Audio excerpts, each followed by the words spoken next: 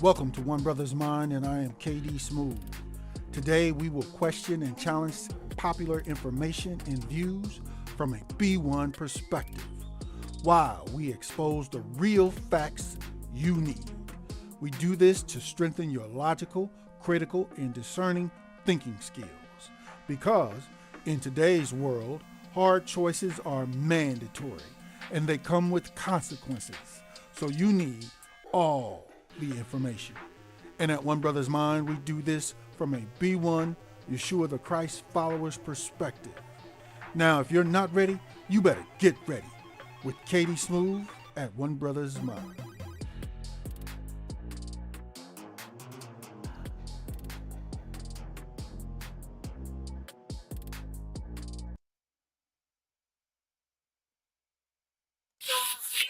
The time for scared, lip trembling, word changing, self-denying, compromising, knees shaking black people is over. If you have something to say, speak up with authority and conviction. If not, sit down and shut up.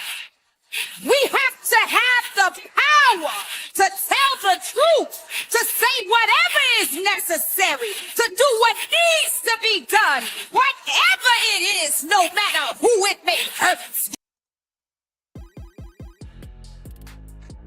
Welcome, ladies and gentlemen. It's Katie Smooth coming back at you with a new report. I pray you all are doing well. Shalom, family. In today's report, we are going to discuss this issue on your screen. Yeah, family. This is our 6th installment in our series on black homelessness exploding in the U.S. In this report, we're going to focus on a recent story and report that came out about so-called black people sleeping on the trains in Chicago, Chi-Town, in 15-degree temperatures, while non-citizens are receiving assistance. Yeah, we're going to dig in on this one a little bit, family. So, before we get started, please, if you appreciate our content here at One Brothas Mind, smash the like.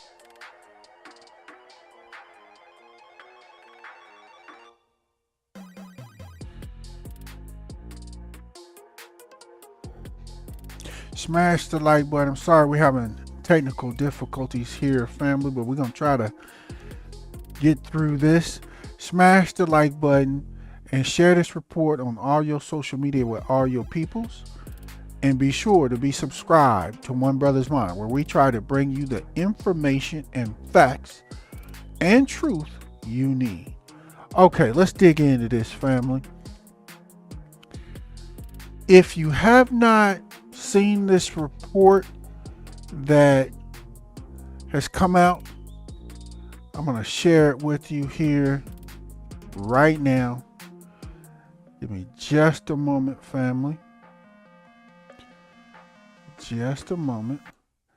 We're going to share this report with you right now.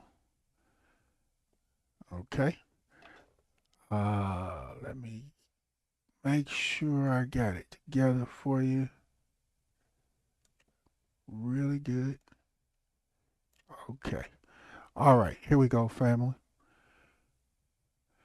This is a clip that's making its way around social media of, again, so-called black citizens in Chicago. They're sleeping on the trains in 15-degree temperatures. Homeless.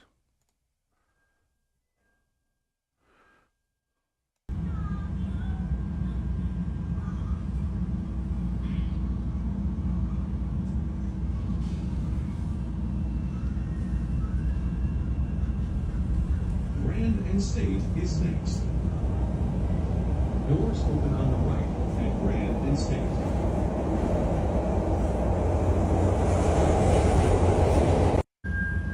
This is happening, family. This is happening while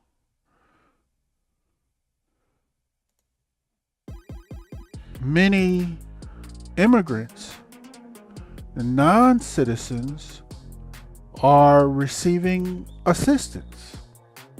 They're being put up in the hotels for 3 to 6 months, family. Yeah, this is how they got us out here, family.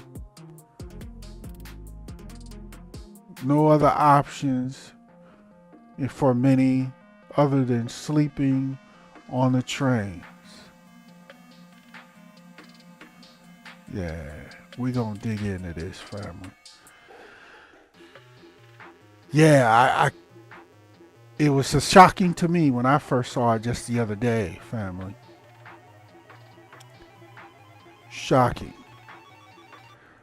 So again, we have all of these immigrants, different immigrant groups coming into the United States.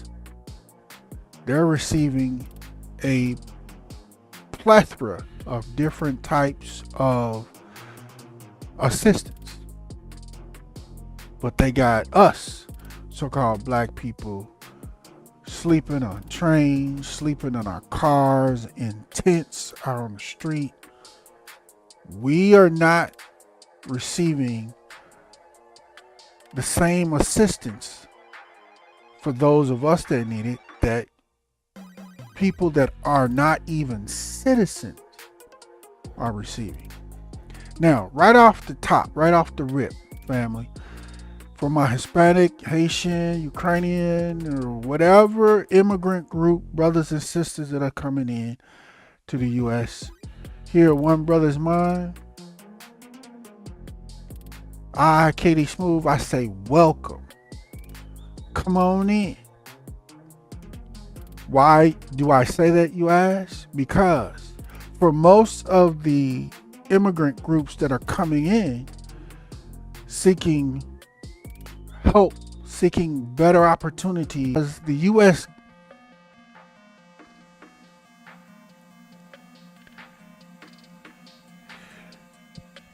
they're coming in because the U.S. government has in many ways destroyed the government and economies of their countries.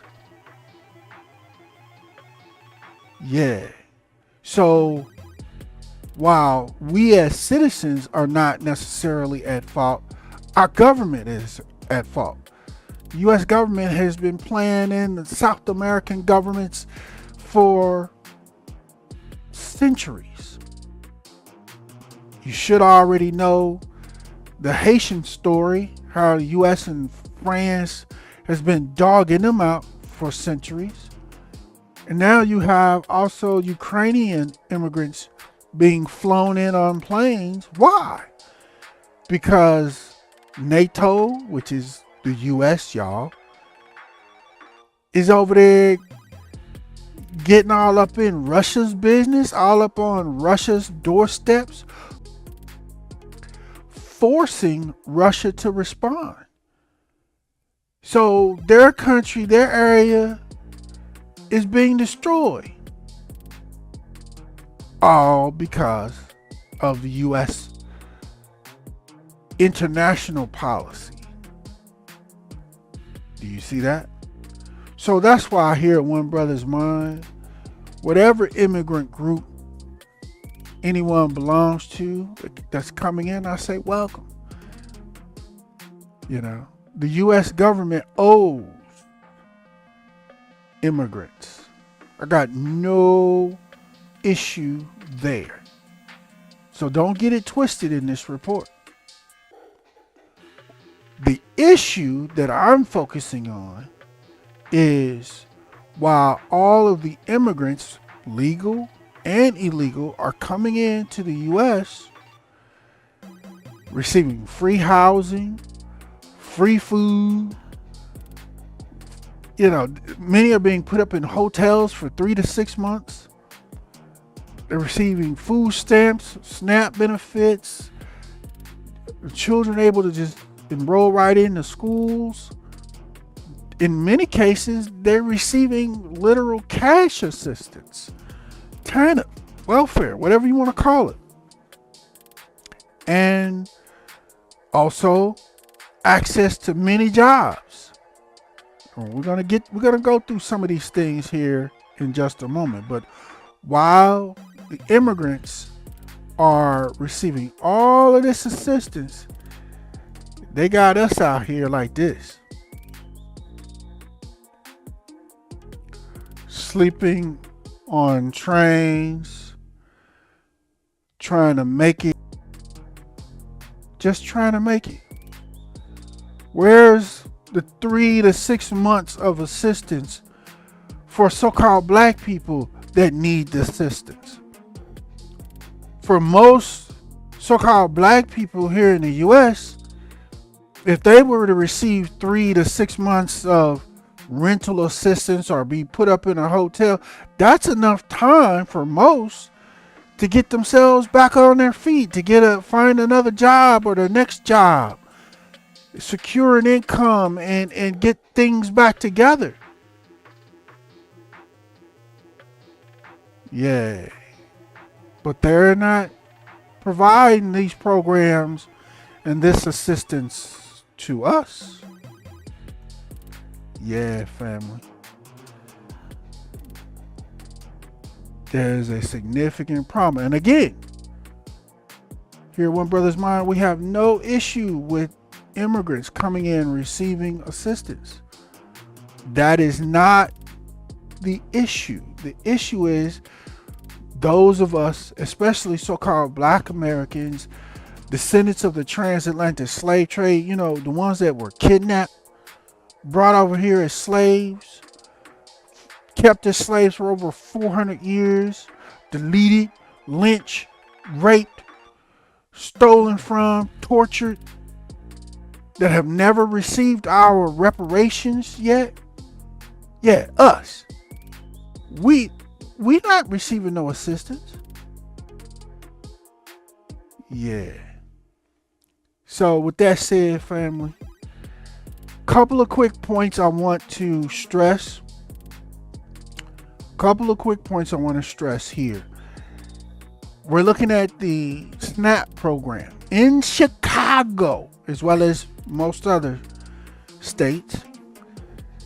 Not going to go through all the details, but we're going to look at the specific loopholes that they're literally putting in. They're baking it in the cake for people, for immigrants, legal or illegal, people who are not citizens, so they can receive SNAP assistance. Here on your left, non-citizens with a humanitarian or other special immigration status normally could not receive SNAP benefits until after a 5-year period of time of them being here in the country, going through the immigration process. Then they could apply. They become registered as a LPR or a lawful permanent resident, or achieve and receive their green cards, things of that nature. Then they could, but that's been waived. Non-citizens with the humanitarian or special immigration status, as you see there on the bottom, no 5-year requirement to receive SNAP benefits. That's been waived if you have these special statuses. And family, there's a whole lot of loopholes and trickerations baked in the cake to get these special statuses. There's people literally on social media, which I don't blame them, explaining to their people as they come over, even before they come over, this is what you need to do step by step to get whatever status and whatever situation you need to be listed however you need to be listed to receive assistance. Whether your information that you're providing for these various statuses is accurate or not. Yeah, family. Also, on the right, as you see here, immigration status may apply, immigrant status may apply for family members who meet statuses even if the applicant does not have qualified status.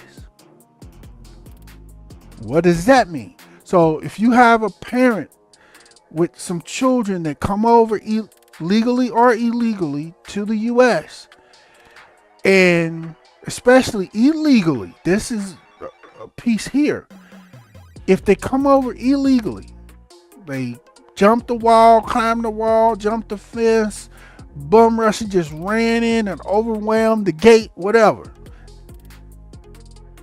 They can still apply for SNAP benefits in Illinois, right? For their children that are under 18 without them, the parents, having any kind of legal or humanitarian or special immigration status.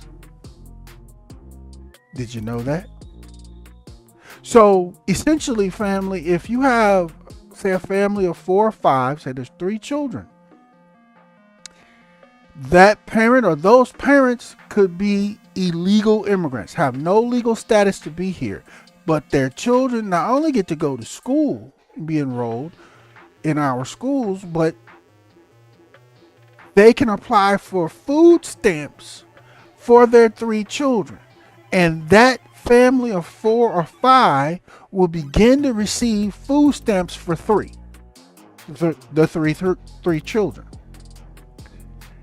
But y'all already know, the whole family eating off of those food stamps that they're receiving. Do you see how that works? Yeah. Let's continue. I mean, it gets deeper, family. On the left of your screen. Well, before we do that, at the top of your screen, some of you may not have known, but like in New York was housing immigrants in 14 different hotels, as it been previously reported. In hotels. How they got us out here, family? They got us like this. While immigrants, legal or illegal, are in hotels in New York and in other sanctuary cities, right?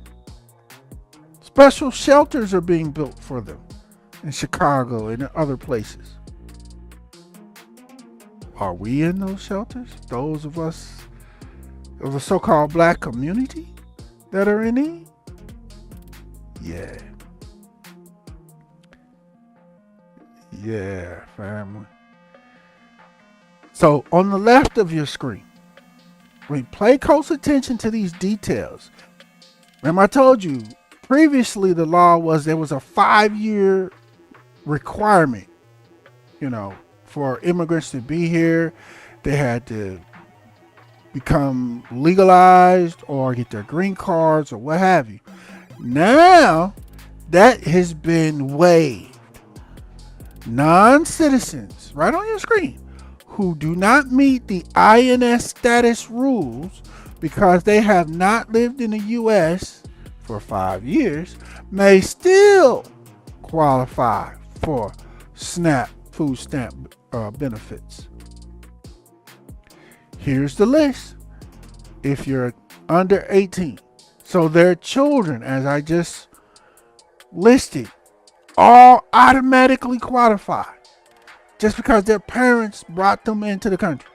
Bam! Instantly, you collecting food stamps for those children. Not the parents, so to speak, but for the children. Of course, disabled, blind, veteran, all that. Yeah. In addition, as I mentioned before, there are many immigrants who are receiving cash assistance, Tana, through various loopholes that have been put in the system, into the rules. But here's one I really want to point out to you, family, at the bottom on the right.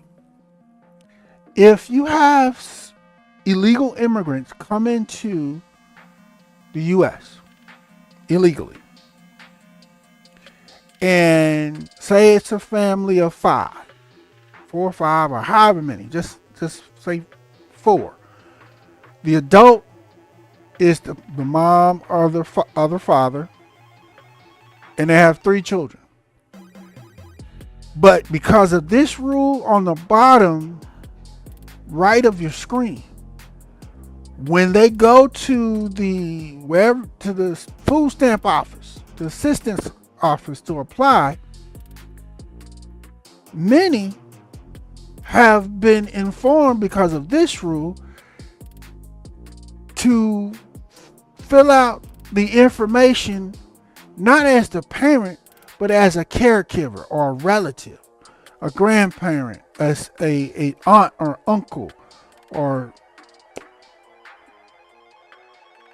something along those lines. Because if you're a caregiver, those children can also receive benefits, food stamps and TANF and things of that nature, without you being the parent. It's an even easier route to go to receive assistance. You don't have to be a parent. You can just be the caregiver. Right? You don't have to meet no age requirement, and you don't have to be a citizen or LPR. Do you see that, family? All you gotta do is say, I'm Uncle I'm Uncle whatever, or I'm Aunt so and so. Bam! You get assistance. Have some kind of paperwork, some type of documentation to say you auntie or uncle or whatever, grandparent, you hooked up. Do you think for 1 second that the immigrants coming across the border don't already know this trickeration? Do you think for 1 second they don't already know that? Did you? Yeah. And again, these are people who have not paid 1 dime in taxes, not contributed anything to the U.S. But they're getting all kind of assistance off of U.S. citizens' tax dollars. Yeah, family. And again, to my brothers and sisters, legal and illegal immigrants, welcome. Come on. Here at One Brothas Mind, my point is not that y'all shouldn't be here. Y'all deserve to be here because the U.S. government has trashed y'all country's government and economies for decades. So come on. The point that I'm making is we, so-called black people, the descendants of the transatlantic slave trade that are experiencing hard times and homelessness, we are not getting these same assistance benefits that they're giving to you guys. That's the point that I'm making in this report. In addition, in regards to the caretaker relative thing, the caretaker themselves, just go with this example. If it's the mom, but the mom has paperwork that they've put together, stay with me, that says the mom is not the mom, but the mom is aunt instead of mom, then that aunt mom can go in and also receive TANF and health care for the child only, as well as guardianship of the child is not required to receive those benefits. And here's one of the big parts, if I ain't hit a bunch already. The relative caregiver's income and assets are not counted in the child's eligibility if requesting assistance or food stamps or TANF for just the child only. Do you see that? Did you know that? Did you know, family, that those of us in the so-called black community should be able to file for food stamps just for our children only? And if we do, they don't take into account our income?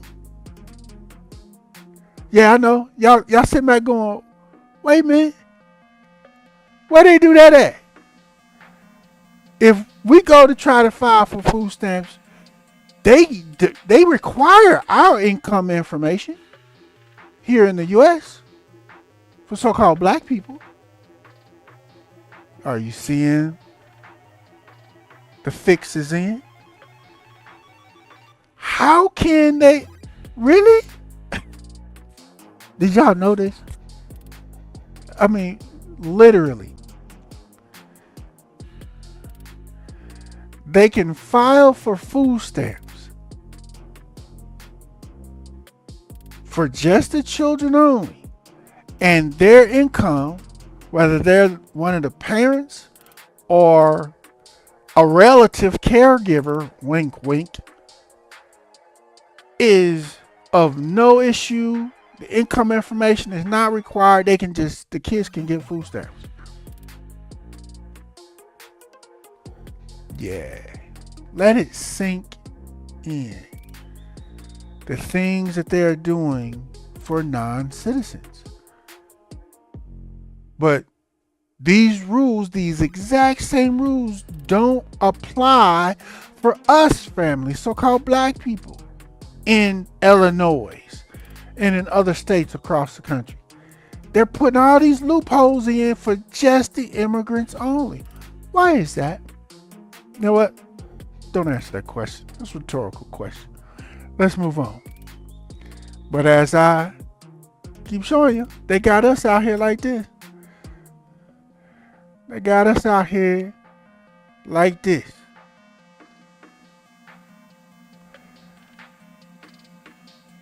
Some food stamps for our kids would be very helpful while we're trying to make it. Right? It would help us. It would help us pay for, make our dollars stretch longer.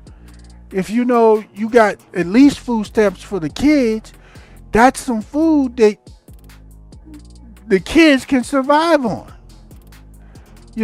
That's less food that you have to provide. Right? Yeah. How about 3 to 6 months worth of hotel stay? How about that?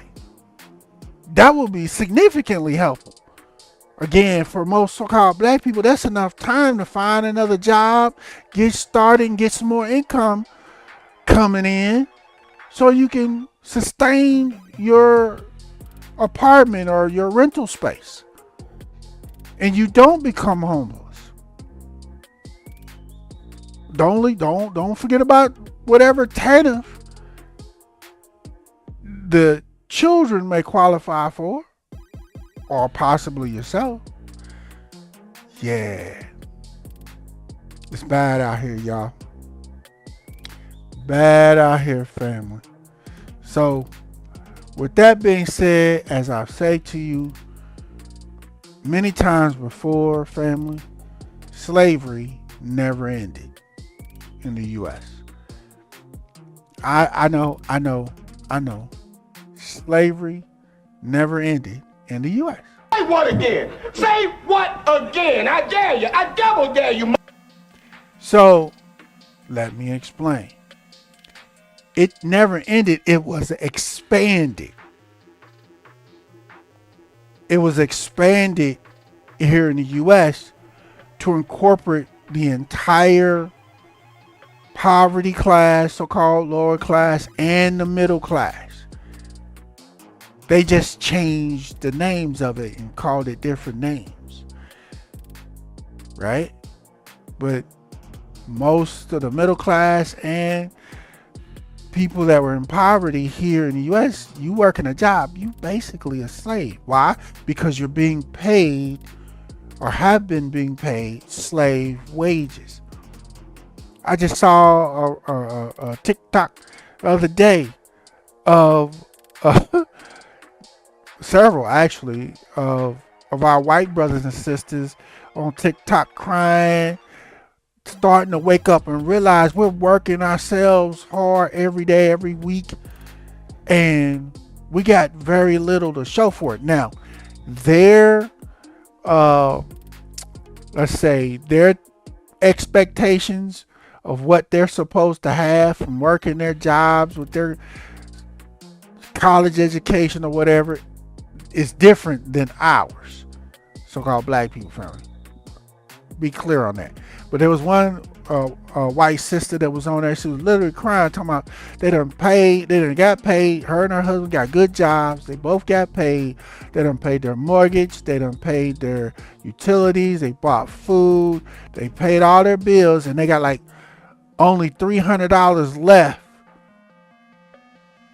to last them the next 2 weeks or possibly for the rest of the month. And they on there crying. Like, what is it? What are we doing? Like, well, yeah, y'all know. That sister got blasted by a bunch of black people like, oh, you tripping. First off, you got a house that you can call your own, that you ultimately will own here at some point in time if you continue. That's way more than most so-called black people have.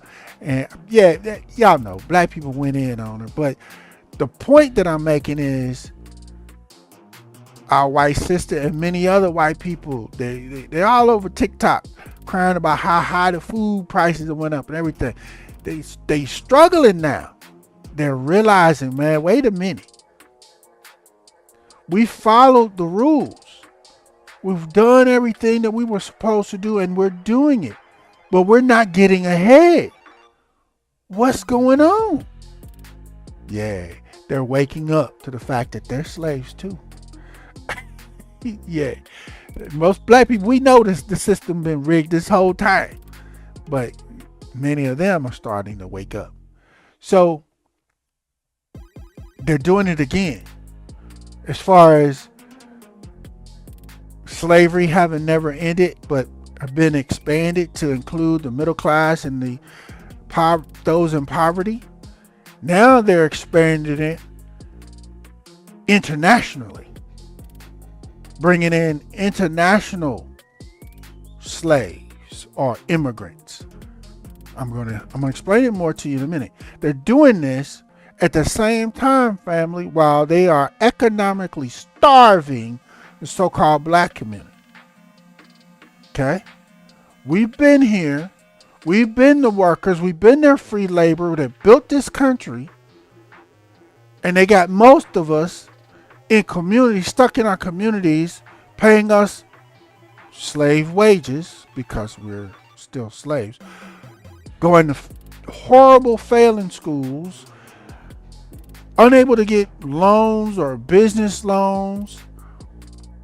The businesses that had higher paying jobs available, they all left our communities. They all putting those in the suburban areas. You watch news in your city, in your state, when new companies come and they build new distribution centers or warehouses or offices or home bases, whatever you want to call it, and they bring hundreds, if not thousands of new jobs to your city.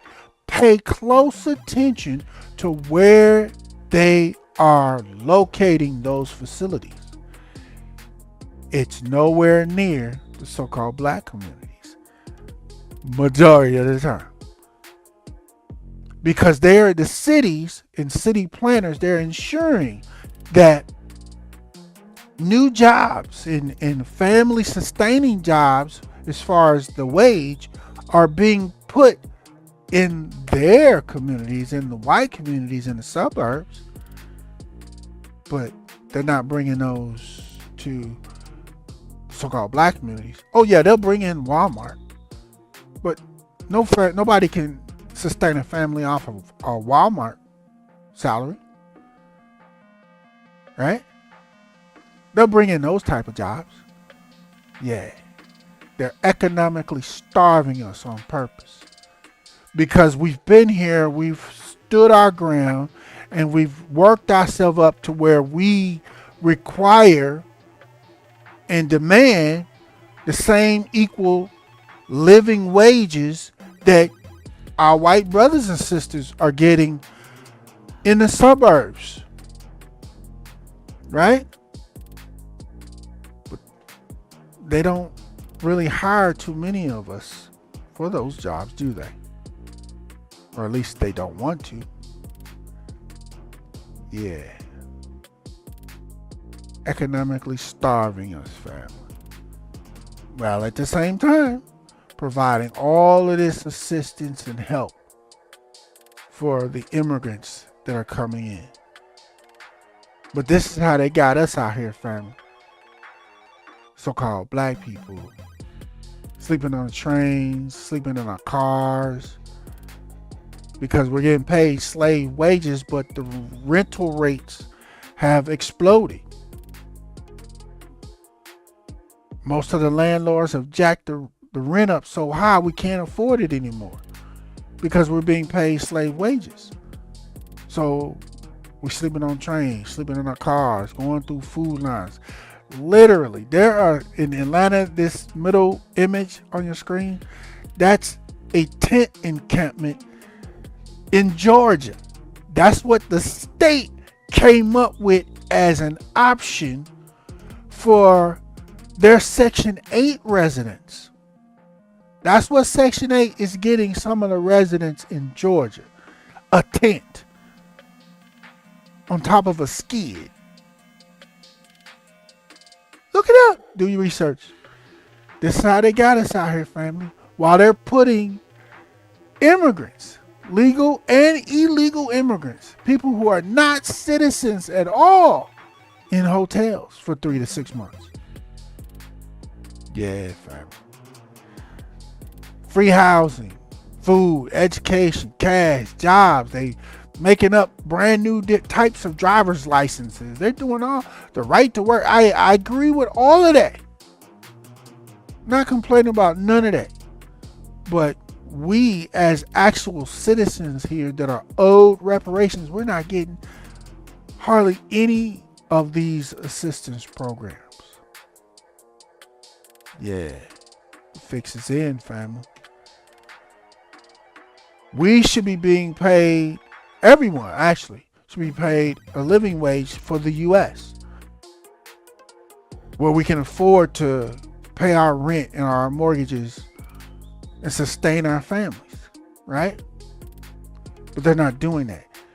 Most U.S. companies and business owners want to continue to pay what they're calling the minimum wage. Here's a secret, family. Minimum wage in the U.S. is slave wages. I'm going to say that again.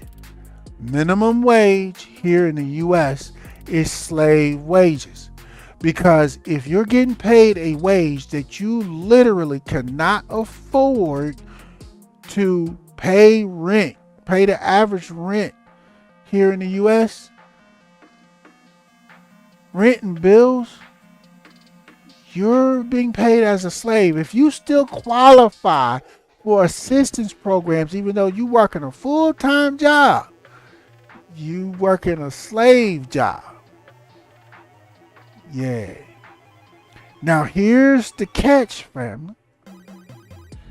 Most of the immigrants that are being brought in, allowed in illegally and legally into the U.S., they're coming from economies that the U.S. has destroyed in those countries. So when they come in, they're coming from countries and areas that pay far less than our U.S. minimum wage.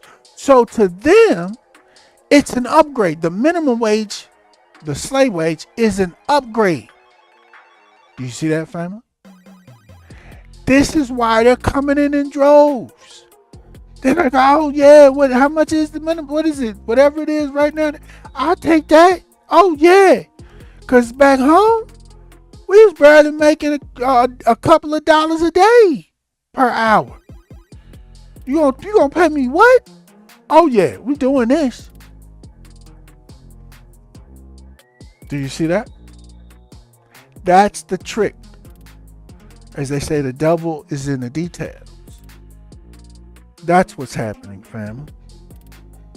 That's why immigrants are coming into the U.S. in droves. And the U.S.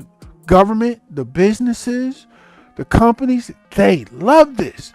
They're getting a whole new fresh batch of workers, workers coming in eager to do all these slave wage paying jobs. Do you see that? Yeah. In fact, I'm going to show you. I'm going to share with you a report that I've shared before. I'm going to share it with you one more time here, family. I'm going to share you an example of real slave masters here in 2023. These two fellers on your screen. Okay? I'm going to show you U.S. slavery example right now. All right, here we go. Here we go. Let's get it, family. Give me just a moment. Here we go. Again, real legalized U.S. slavery right now in the U.S. Uh-oh. It's a shame. We got a colonizer invader. Give me just a moment, family. I'm going to banish this invader.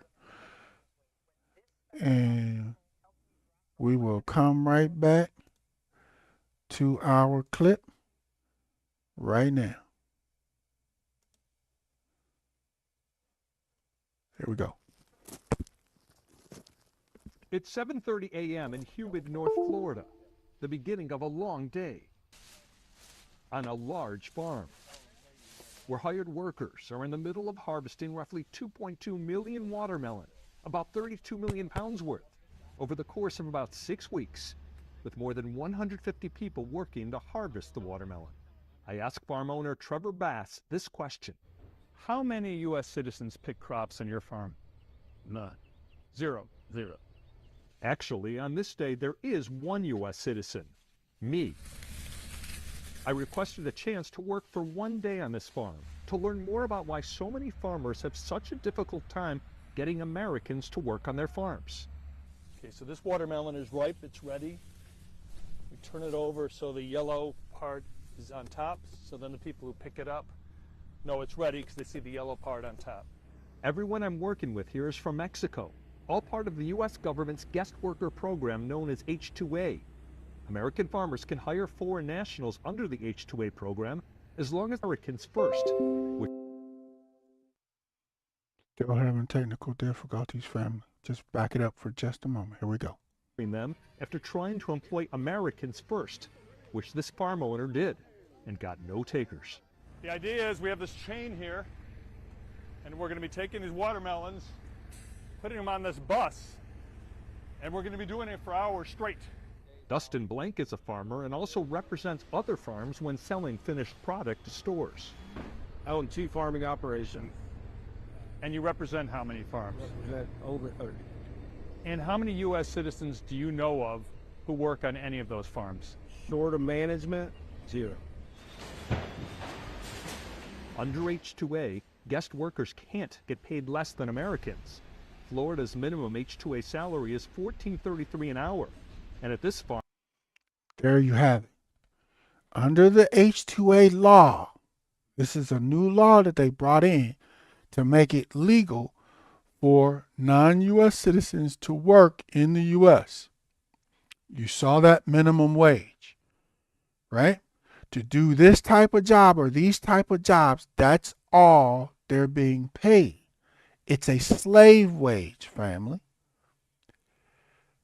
The true wage that these types of jobs should be paying should be at least twice the amount that they're being paid.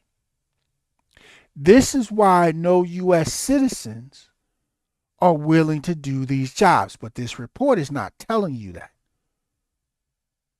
They're leaving that part out. If these jobs were paying $28, $30 an hour, oh, you would have a lot of U.S. citizens out here coming to do these jobs, even though these jobs are very heavy labor intensive. They're still making close to $30 an hour, right?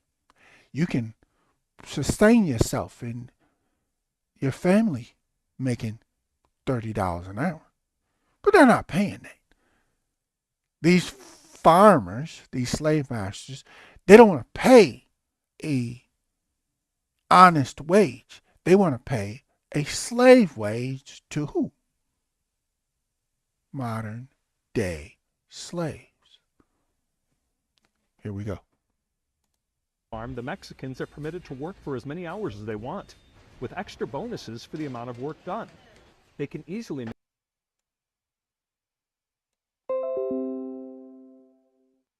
$1,000 a week. They are subject to income tax. Edgar Hernandez is a husband and father who sends all his money home to his family. I ask him why he doesn't think there are any Americans harvesting with him. Es pesado. It's heavy, he says. The work is hard.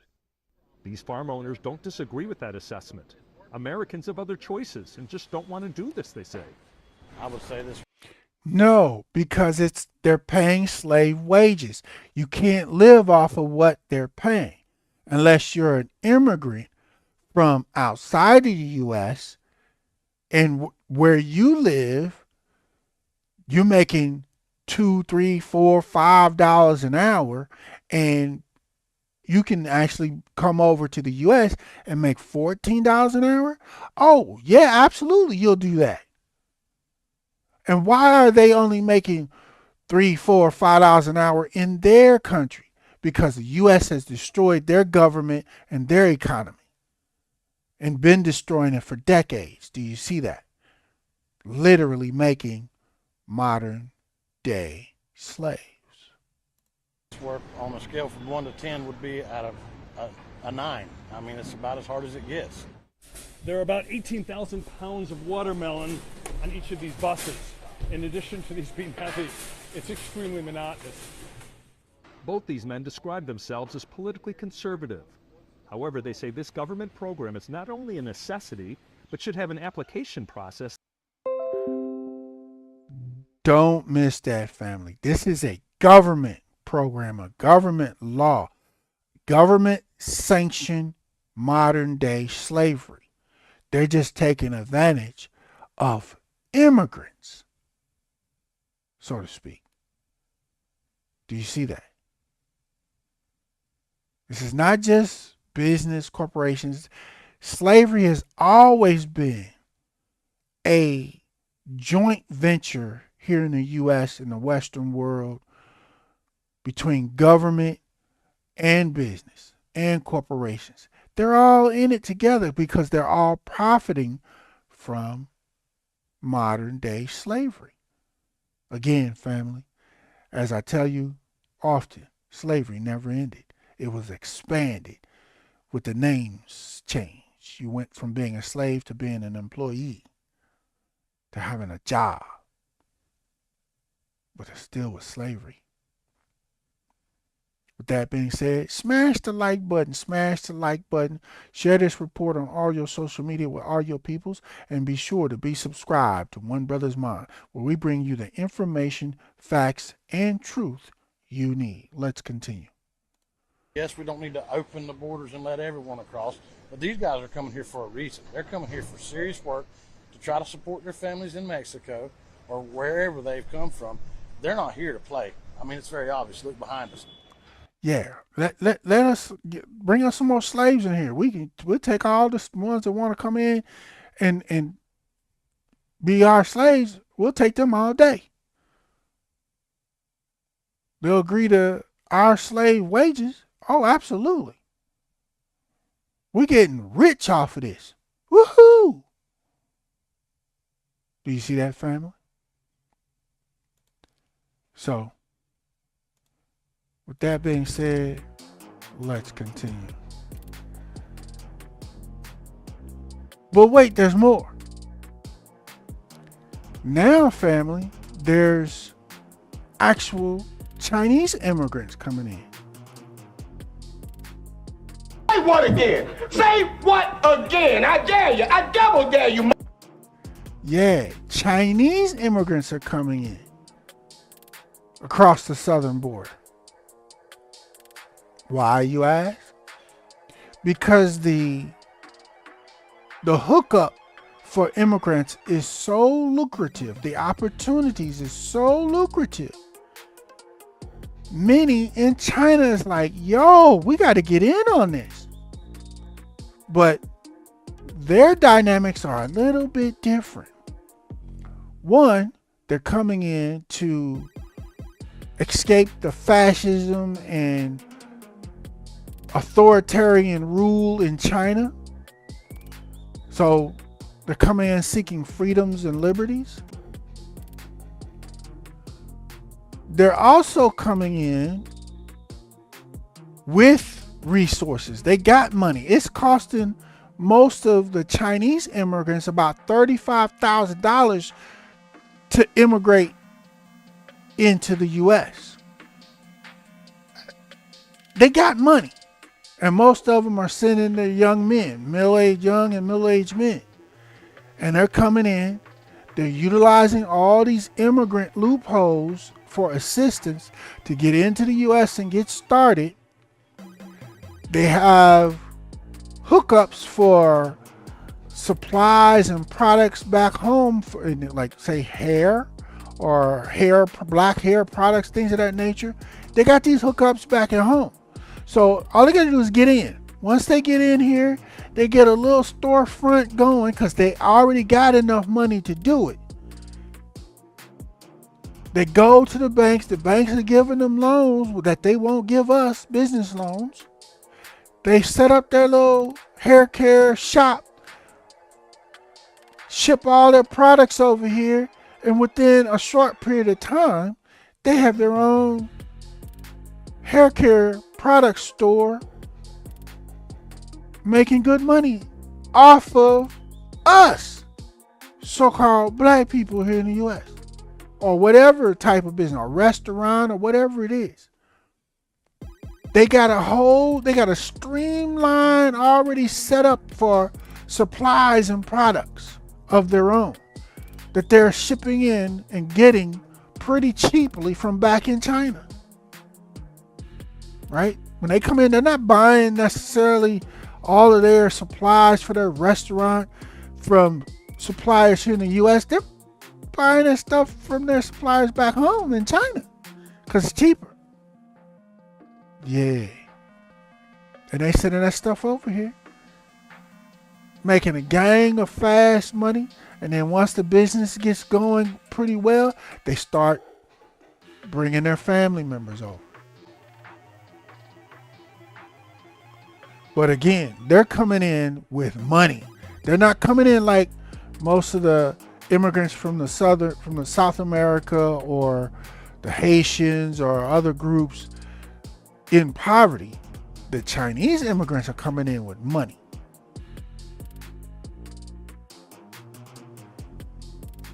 With that being said, family, there's one additional point before we get to our solutions there's one additional point I want to make, family. And that's this. You got Hispanic immigrants coming in, Haitian immigrants, Ukrainian and Chinese immigrants, and many other groups that are immigrating into the U.S. right now as we speak. But many of these immigrants, they're not coming in because they love the U.S. and they want to assimilate into the U.S. as a U.S. citizen. That's not why they're coming. They're coming for the assistance, the extras that they can get here that are not available in their home country, right? They're not coming in as people that are loyal to the U.S. laws and customs and how we do things here. They have their own beliefs, politics, and, shall we say, criminality views that they're coming into the U.S. with, right? They have, like, for example, if you go travel to any of these areas where they're coming from, you have to learn the culture. Things aren't done the same way that they're done here in the U.S. The hood in their area has different rules than we have here in the U.S. So you have to learn those rules to be able to maintain yourself. The do's and don'ts. Right?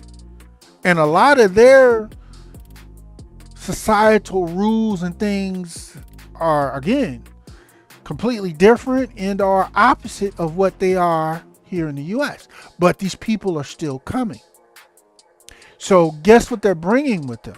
Their different beliefs, politics, rules, or customs, and what have you. Family, that is creating and is going to create more of this. Yeah, family. As they come in and scratch and scrape to fight for their piece of the U.S. pie, as doing that is being very difficult for most of them, but they're still trying to do it. What are they willing to do to make it work? To get a step ahead? To come up with money by any means necessary? Yeah, family. What are they willing to do? Y'all seeing a lot of reports out here on social media. So what that's causing is a lot of clashes because you got different cultures, mostly in the so-called black communities where most of the immigrants are being pushed to. You got different cultures clashing. Different cultures. We treat people this way. We do this. We think this. We operate this way. And then you got the so-called black community. We operate this way. And there's culture clashes that are happening. Crimes and attacks that are happening and on the rise because they're clashing. Do you see that, family? In addition, not only that, but all of these different people groups coming in from these other countries, they also have a different politic. So as the U.S., let's take for any country in South America, as the U.S. continues to do what it's been doing, which is trashing the South American country's government and their economy, you're hurting their cousins or their extended family back home. U.S. government. Yeah. You're hurting our country back home. Your policies, your actions, you're still hurting us. That makes them, most of them or many of them, in opposition to the U.S. government. and literally our country, even though they're here getting free stuff, assistance, they still are potential enemies of the U.S. Do you see that, family? This goes for all, not just South American, but all the immigrant groups that are coming in. The Ukrainians, they flying them in. They ain't talking about them on mainstream. They're still sending planes over here full of Ukrainians. We got you. We're going to set you up. We're going to take care of y'all. But they're still bombing and keeping the war going over there in Ukraine. You know, my family and friends are still back home. Stop the war. Shut it down. Right? That's most Ukrainians' mindset, right? They just trying to be safe. They just trying to live. But the war is still going. And the U.S. is the one that started it and is perpetuating the situation there, right? So do you think they're all in support of the U.S.? They've literally had to have their families uprooted after running from bombings and pum-pums whistling by them? Yeah. Nah, they ain't really in favor of the U.S. government. Most of them, even though the government's bringing them over here, setting them up, they ain't all the way happy with the U.S. government. And the longer that stuff happens, they get a phone call, hey, cousin so-and-so's apartment building got bombed today. They didn't make it. How do you think that's going to make them feel? Could it potentially make some of them feel like taking out some act of revenge here in the U.S.? Yeah, you see it on your screen. Yeah, so this is what's happening with all the various different immigrant groups that are coming in. Most of them are coming in with significant negative views about the U.S. and the U.S. government.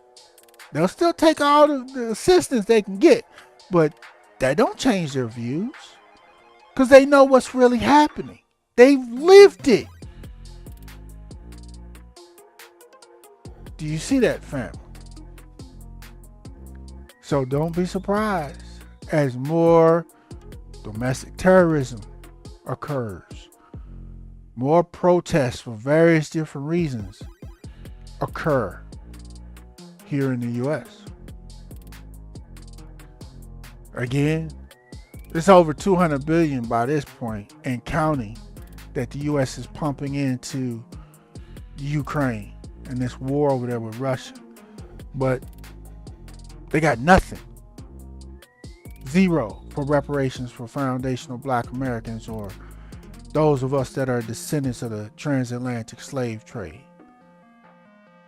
Yeah. And your boy, they just sitting there, look at them on the screen. They just sitting there laughing and smiling. Matter of fact, real quick, where did the U.S. get all this money, all these billions of dollars from? From slavery. Their profits from slavery here in the U.S. Us. It's our reparations money they're spending. Yeah. Let that sink in. It's like more every time they announce more money, it's just them just continuing to slap us in the face, fam. Over and over again. We were supposed to be getting 40 acres and a mule, or the equivalent. They shut that down quick. But they got billions for illegal immigrants. Free SNAP, hotels for 3 to 6 months, jobs, all kind of assistance, TANF, all kind of programs. But zero. They got us. Again, family. They got us out here like this. Yeah, this is what they're doing to us, family. They got us out here like this, stressed out. Yeah. So ultimately, what I'm saying, in addition to stressing the point that I'm making, that we, descendants of the transatlantic slave trade, the foundational Black Americans, that we've put in the free labor here in this country as slaves, our ancestors, and they've never paid us our reparations. They're spending our income that is owed to us to help all these other groups of people. And they're bringing them in. And you see the sanctuary cities in New York and Chicago and other places, they're breaking down. They're slowly but surely, one by one, they're announcing we cannot economically sustain this immigration that's happening right now. We cannot economically sustain this. But they ain't stopping it. Because the government's like, don't worry about it. Just keep bringing in more slaves. We'll be all right. Keep letting us get all these new slaves to come in to accept the slave wages. Let them come on in. We'll be all right.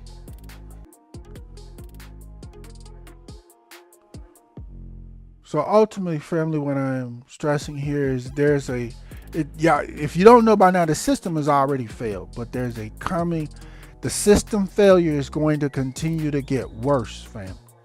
For us, so-called Black Americans. That's the ultimate point that I'm stressing. They ain't doing nothing for us. So, whereas you hear all about some of these things all over social media, people complaining, many of us, but nobody or most people are not providing any solutions. But here at One Brothas Mind, we provide solutions. Let's get into them. First off, this is a report I also have here at One Brothas Mind. Go to the One Brothas Mind YouTube channel. Go into the video tab and scroll down. You'll find this report where I detail and lay out a plan, several plans for how so-called Black people, our kids, can graduate college with zero debt. And I'm not just talking. I have my own, one of my eldest child is in college right now, following exactly to the letter the main plan from this report. And just a hint, it's a combination of working, the college student working during summer breaks and other breaks, making as much money as they can make, and qualifying for the college tuition, the scholarships, what's the government one? I can't think of it right now. But the big government one, I cannot spit it out right now. Y'all know what it is. Where if you qualify, the government will pay for your student's tuition. It's that combination. Okay? But I go into details about it in this report here, One Brothas Mind. Also, family, we got to get our side hustles up. Or really you shouldn't even be calling them side hustles. They're independent businesses. If you got a side hustle that you can do, you should have already done it, but if not, you should seriously be looking into developing that into a full-fledged business, and for that business to become your primary source of income. Why? Because as y'all already seen during the Predator, a few years back, the last few years, here at One Brothas Mind, we call that thing that came from China and was running around deleting people, we call that the Predator for the last, they still don't allow us to talk about that here on YouTube. But so during the Predator, you saw they shut most everybody's jobs down. And even worse, many people that were still working during the predator, they said you got to get the ooh-wee to keep your job. And the ooh-wee is what they tried to require everybody to get. Yeah. Those are One Brothas Mind originals. The Predator. But we got to get our side hustles. We got to get our businesses going, because the more we position ourselves to earn our income independent, not working for them, not working their slave jobs. Most of our side hustles, we can make more money, a livable wage and income here in the U.S. with our own businesses, as opposed to, or in contrast to, working their slave jobs, getting their slave wages. Do you see that, family? Solutions. Also, parents, if you have a child in elementary school or middle school, it's time right now for you to be surveying your city for the high schools in your city area that have vocational programs available. Okay, there may only be 1 or 2 schools or what have you, or maybe there's more, but you need to have made a list of what high schools have vocational programs or a vocational school available where my student could get a license or a certification in something they're interested in a trade skill, right? We have to stop having our children graduate high school, family, without any type of trade license or certification skill. Auto repair, electronics, electrical work, house building, introduction to various different medical fields, aviation. There's a lot that's available that we need to be having our children graduate with. Just in case the college thing don't work out, they already got a license or a certification where they can go on into the workforce and make better money than the slave wages that most of the slave jobs are offering. Do you see that, family? But you got to make that list while our kids are in elementary school or middle school, because you need to know where those schools are located, right? Because depending on where those schools with the vocational programs are located, you may have to relocate your family to get within the school districts of those schools. That's why you need to start early. Don't wait till your child's about to start high school and then the school's way on the other side of town and you trying to figure out, man, I wish I could send little Johnny to that school. You should have started 4, 5, 6, 7, 8 years ago. Relocated to the other side of town. Made sure you were within that school's district so Johnny can go and have access to that vocational school. Do you see that?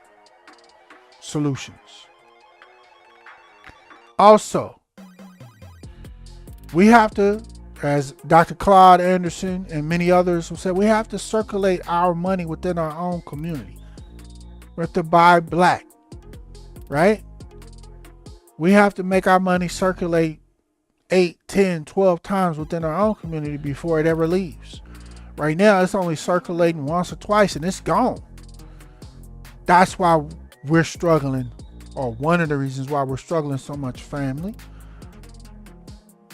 I mean, just as a quick example, I always try to spend my money with black business owners and what have you. And side note, black business owners, legit or not, side hustles, whatever you want to call yourself, y'all got to step your customer service game up, your quality of service game up. Can't make appointments and be late or not show up at all. for things, for agreements you've made, contracts you've signed, right? I digress. But the reason why the vocational licenses and certifications that are available for free in high school, the reason why those are so important is because most of us, like myself, who try to buy black and spend money with black business owners and service providers, it's hard to find brothers and sisters who are out here providing services or have black-owned businesses. I mean, yeah, you got your few soul food joints, you got your barbers and your beauticians, but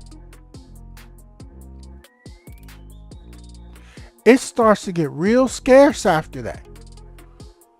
Where are the shade trees that are doing car repairs or mobile mechanics? Where they at? Where are the brothers and sisters that know how to do work and repair work on houses and replace roofs, lay concrete? You know, where they at? Where the plumbers at? Where the carpenters at? I mean, most of us, 30 years ago, you could find them everywhere. Brothers and sisters that were out here getting it, had their own businesses.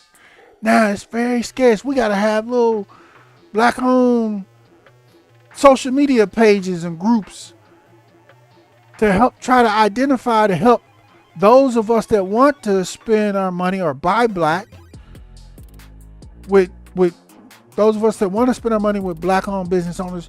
We got to go find them. Whereas it used to be, you literally had people in your family. You could call cousin so-and-so. He knew how to do the plumbing.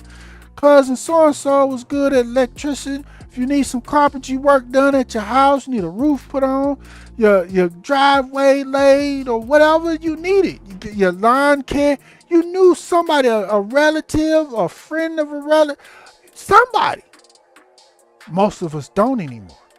And it's because we stopped utilizing these vocational schools, family. We got to get back to that, okay? So we can buy black. We can keep money circulating. A personal example, I just had a literal new wall put up in my home, okay? I actually got 3 estimates. I got an estimate from a white brother, an estimate from a Hispanic brother, and an estimate from a brother. Needless to say, the brother gave me the lowest estimate for the work.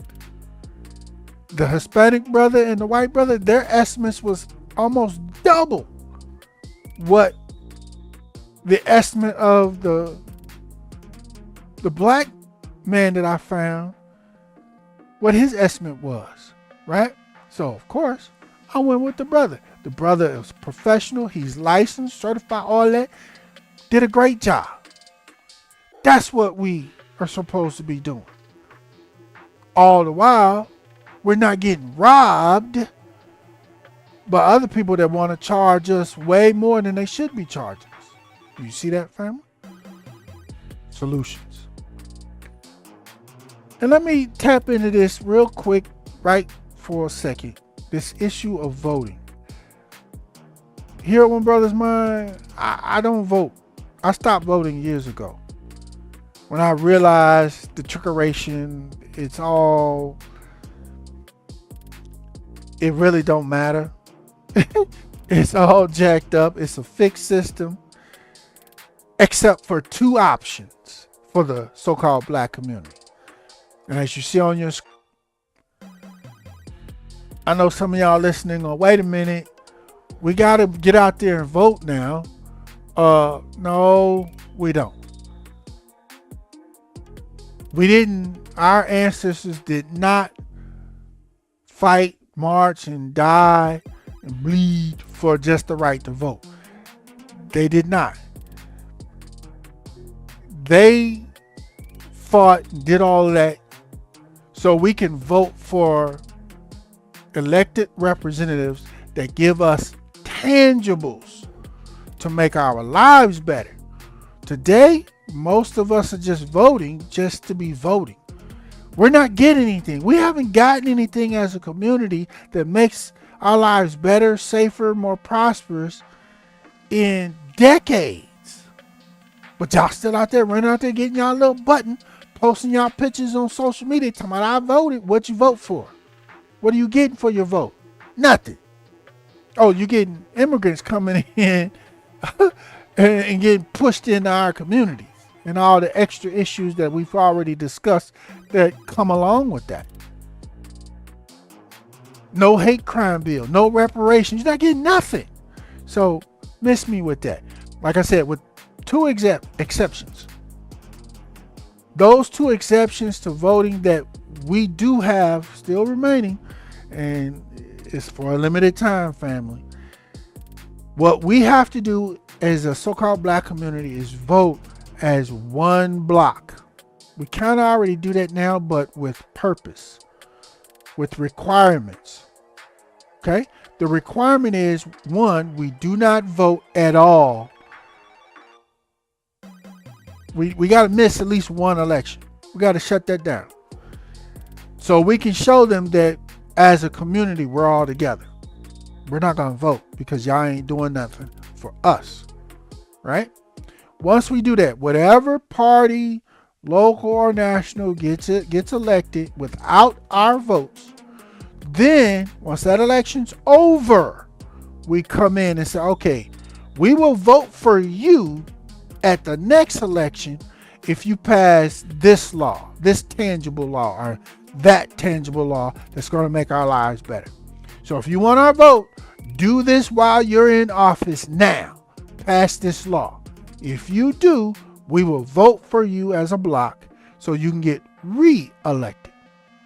That's the power we have, man. Not voting for them and they're going, okay, yeah, I'll do it, we'll do it. You go ahead and elect me, and then after I'm elected, and I'll go ahead and do it, because they lying. That game is so old, it's so played. All they doing is lying when they say that stuff.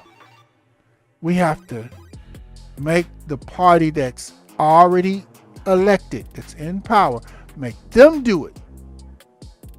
And say, if you pass this law that helps so-called black people out, that makes our lives better, on the next election, we will vote for you. Do you see how that works, friend?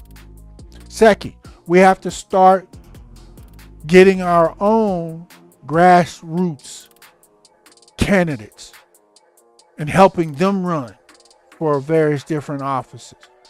Not these fools, these butter biscuit eating raccoons that they keep just throwing in front of us that we don't know nothing about, ain't heard nothing about. We gotta stop voting for them.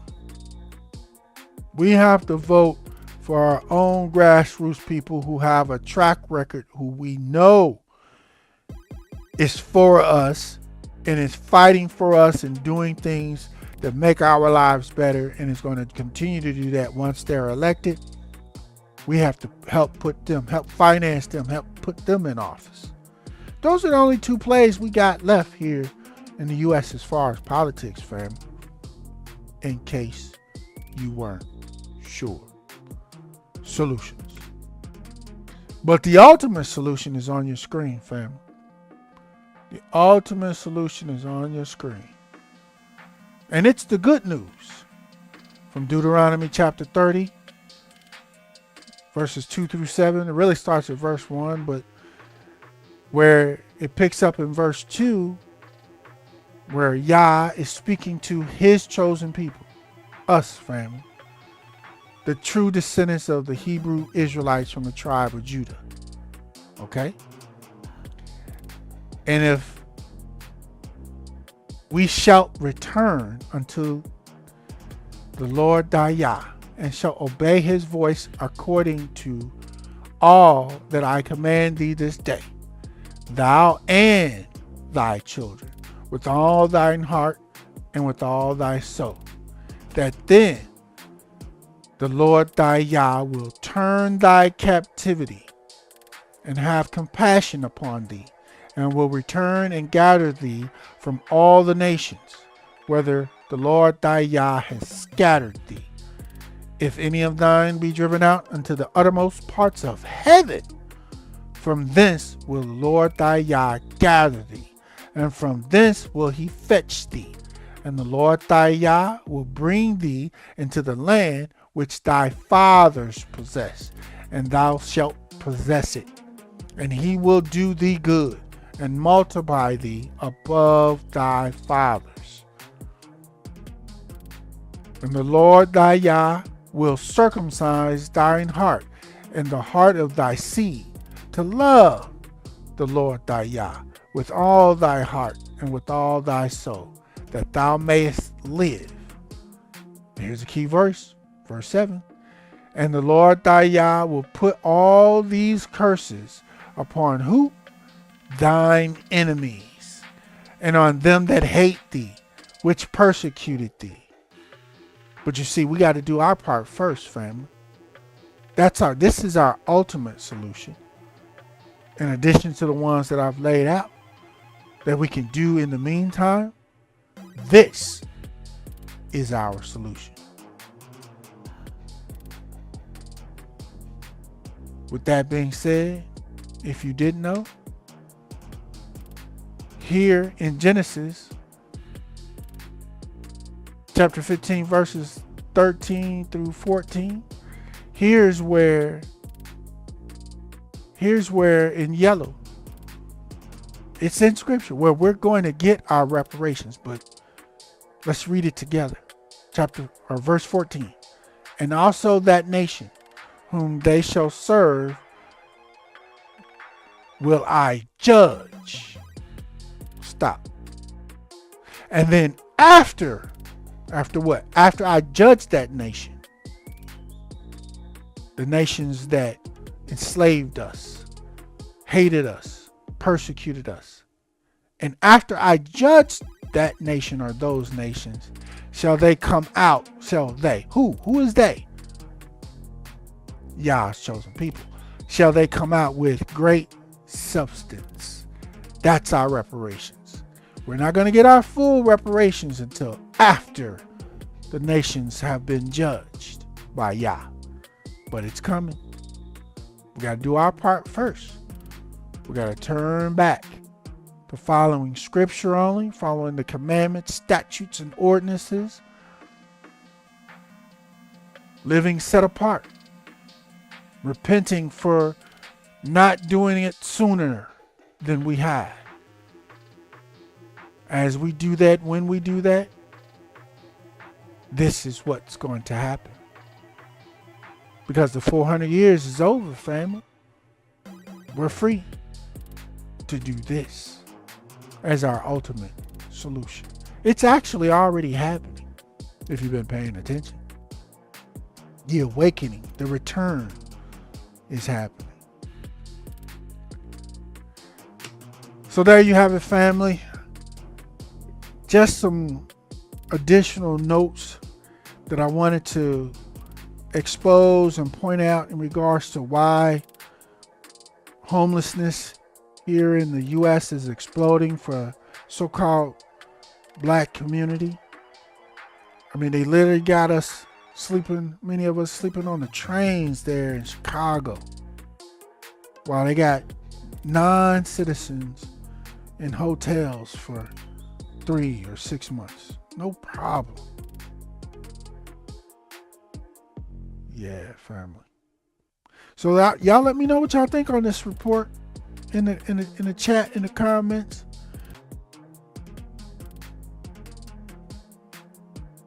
And this concludes this broadcast for One Brothas Mind. We thank you for joining us. And as a part of the new Black media, B1 choices are mandatory and being on code is required. But never fear, Yeshua the Christ is with you always. Shalom.